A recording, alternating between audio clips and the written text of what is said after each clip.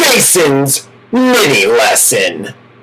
What we're trying to do is trying to list some of the most important things that you remember happening in what's Okay, the very first thing about this lesson is that it wasn't a mini lesson. These are just lists, they're just quick shots. When I was writing it, I was, picturing that everything I had planned would totally fit into this 15-minute period, but what I wasn't realizing when I was writing is that really what I was doing for all intents and purposes was attempting to take a full-blown lesson and just cut down the time to it and make it happen quicker.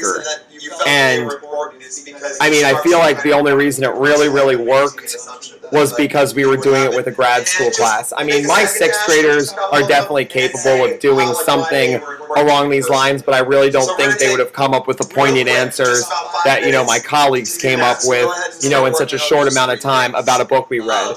The only advantage the 6th graders would have had over my grad school colleagues was that apparently in my lesson they had literally just finished once, and a lot of, my grad colleagues haven't read this book for, a month and a half, 2 months, something like that, so it wasn't as fresh in their minds as, it would have been in the 6th graders' minds. But still, my hook was that they were going to write down central themes of once into their writer's notebook in order to help them with their organization of essays, but that's assuming that they have a handle on central themes, which maybe at this point they already do, but maybe they don't, I mean, I'm sure I would have introduced it a little bit better, but still, I mean, that's the thing. It's like this, I still feel like would have been a really great full lesson, but it was just shaved down into a mini lesson rather than focusing on something really exact and spending 15 minutes in the middle of a class just as a pullout to enhance or to fix, some aspect of student work that I'd been seeing, was giving a majority of students trouble. And I identified with this class that what they were having trouble on was focusing in their essay. They just like to write about whatever they wanted. They had lots of ideas and they just kind of strung them together without any organization, which is something I legitimately do see in a lot of my 6th graders writing. It's like they write almost stream of conscious style, and as they remember things, they jot it down, which, I mean, I think is also great in a way because it's just great that they're really getting a lot of ideas down on paper. Any writing I think is better than no writing, but they're having trouble with focus. But what I should have done during this lesson is, in that case, then really taught like a really precise mini lesson on staying focused in a paper and like figuring out how to show students focus. Like, I don't know if after this lesson they're going to connect central ideas with focus. Like, by the time I watched the end of this lesson, I was like, all right, I know exactly how to pick out central themes from the story, and I know how to compare them to a different text. Which I thought in my mind, in like, thinking more advanced, I was like, oh, this is great. If the kid has a central theme, and if kid knows how to, cite examples from their own text and then compare them to an alternate text, there they go. They got their essay right there. I mean, they can write about all that, but I don't think a 6th grader necessarily would make that big of a connection. So I don't know if this mini lesson really addressed what I was trying to focus on. And what I'm doing right now is I was attempting with this lesson to work on something with pacing. And because the first assignment, the hook, what they did was they were working alone, and they were working in their writer's notebook and jotting down notes, and then they were sharing it with the class. So the first thing was very individual. The next thing, they're working in groups because I wanted to change the dynamic a little bit. So now they're not all alone. They're working with 3 or 4 other friends, and they're not just writing, but they're drawing, which is a different kind of writing. So they're reading a poem, and then they're drawing pictures about it that they feel like really spoke to them and was a central idea of the poem, and that they felt like they could relate to once, and then they're ordering their pictures in order, in a logical order, which I feel like it's easier for students to order pictures in a logical order.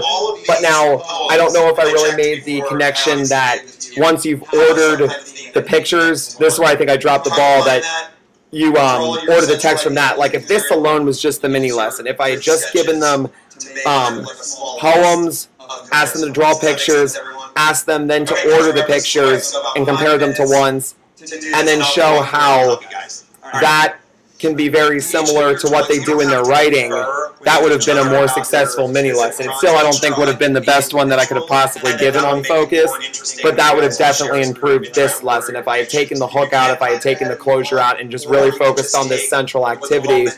But I wasn't, like I said, for some reason I was just thinking in terms of hooks and activities and closures and things that you really think about when you're creating full-blown lessons. The other thing is I mean, it goes along with the whole vein of trying to condense a big lesson into a small mini lesson, and that's, I'm assuming that students could read this poem and then synthesize it and draw pictures of it all within 5 minutes. That's what I'm saying. If we had just made this whole thing a 15-minute part of the mini lesson, like if I had opened up just that activity for a couple minutes, given them 10 minutes instead to work on this, and then closed it for a couple minutes by showing how this compares to their writing, I really just feel like that would have been a lot more successful.